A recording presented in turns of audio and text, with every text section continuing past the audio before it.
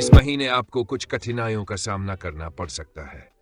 महीने की शुरुआत में स्वास्थ्य संबंधी समस्याएं हो सकती हैं, क्योंकि राहु और शुक्र अष्टम भाव में, सूर्य और बुध छठे भाव में, केतु दूसरे भाव में और शनि दशम भाव में स्थित है।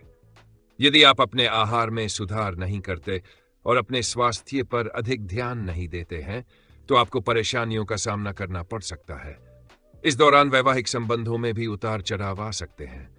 हालांकि प्रेम संबंधों में चीजें बेहतर हो सकती हैं यदि आप सतर्क रहे, लेकिन फिर भी आपको अपने साथी के गुस्से का सामना करना पड़ सकता है। आपकी आय अच्छी रहेगी, लेकिन यदि आप गलत तरीके से निवेश करते हैं तो धन हानि का खतरा रहेगा।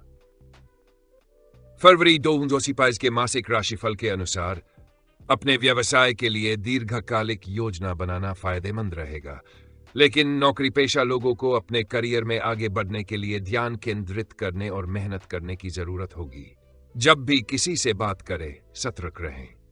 दूसरे भाव में केतु की स्थिति के कारण गलतफहमियां हो सकती हैं और लोग आपकी बातों का गलत अर्थ निकाल सकते हैं, जिससे रिश्तों में दरार आ सकती है।